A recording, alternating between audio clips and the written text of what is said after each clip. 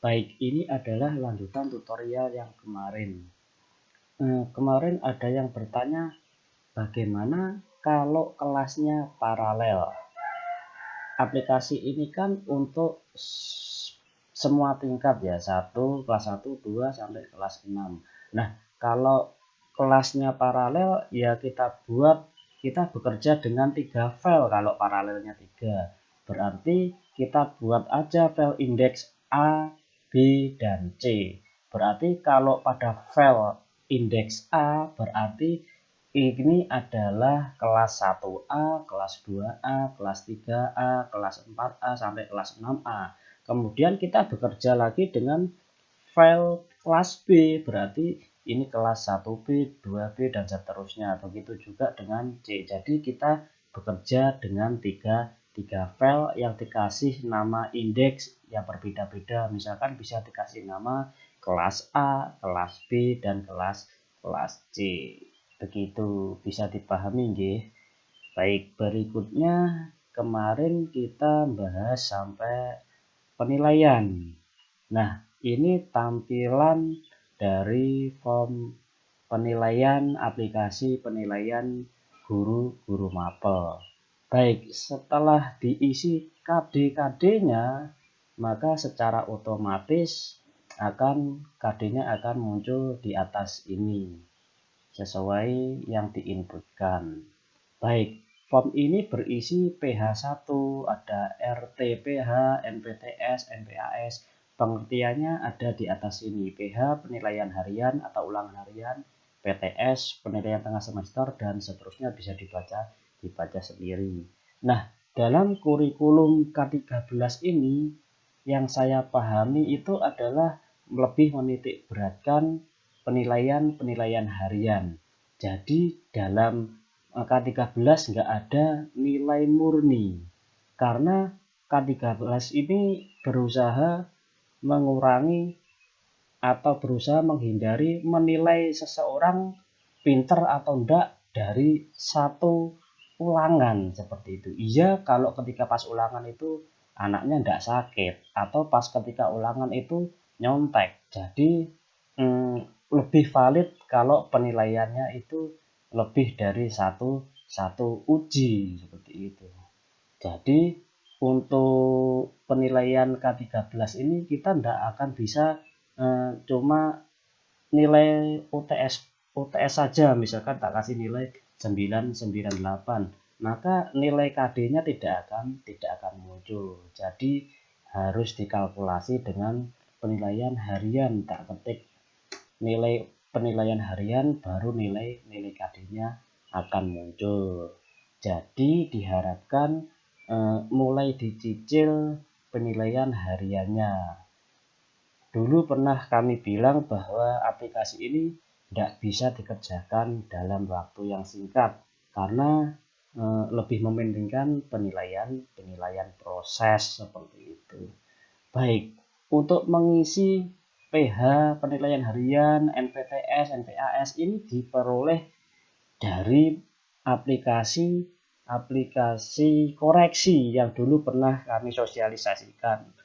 Jadi ada kaitannya dengan aplikasi rapot ini. Misalkan ini hasil analisis menggunakan aplikasi koreksi. Misalkan pelajaran PAI ya ini yang mau dimasukkan ke dalam rapot aplikasi guru mapel. Jadi kita ingin mencari nilai PAI. Nilai PAI kita klik yang mata pelajaran agama Islam yang ingin kita masukkan, misalkan KD 3.1.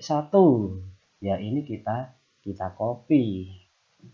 Ya misalkan seperti ini, kita copy, kemudian kita masukkan ke dalam aplikasi penilaian guru mapel ini, kita pastekan. Misalkan pada penilaian ulangan harian 1 ada KD 3.1, kemudian ya kita paste. Yang harus diingat bahwa copy paste dalam aplikasi ini pakai paste spesial value yang ini. Jangan dipaste saja karena formatnya akan berubah dan akan mengganti atau merusak rumusnya. Setelah kita copy paste special value, maka nilai yang ada pada aplikasi koreksi maka akan tercopy di sini seperti itu.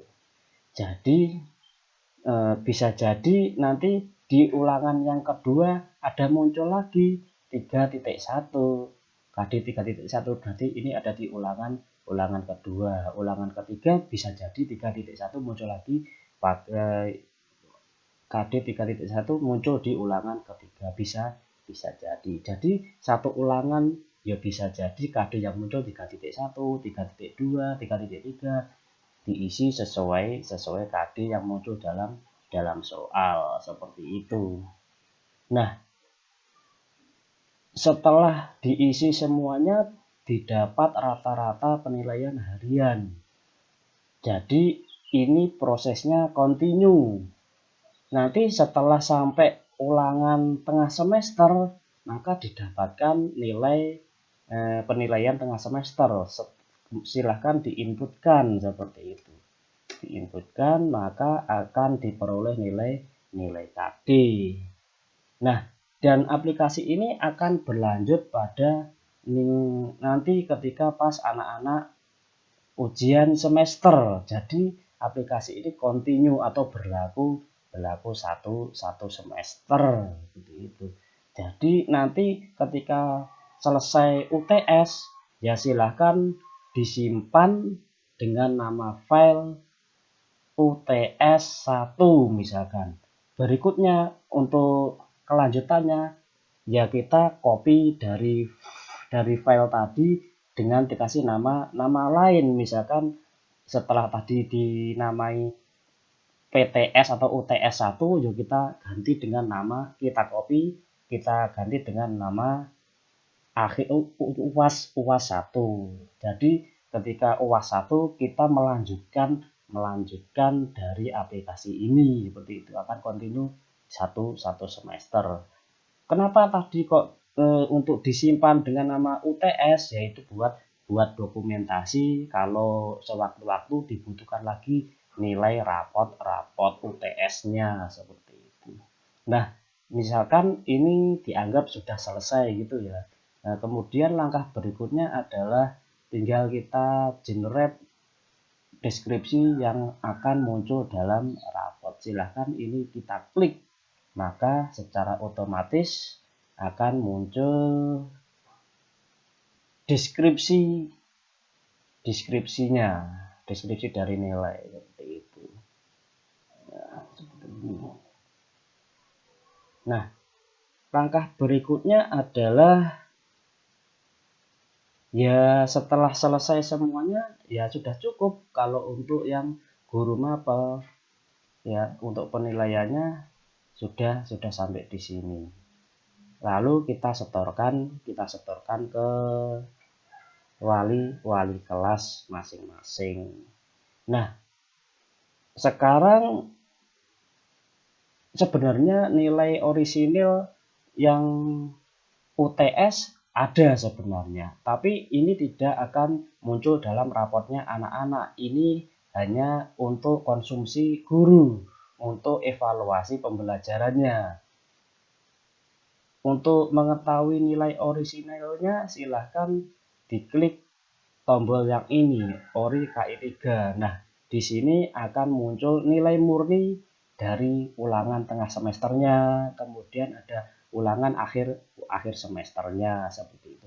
Begitu juga ada rankingnya. Tapi ini tidak akan muncul dalam aplikasi rapot yang akan dibagikan ke anak-anak seperti itu. Baik. Mungkin untuk sementara karena durasinya bisa terlalu panjang, kita cukupkan sekian. Nanti kita lanjutkan pada part berikutnya. Ciao.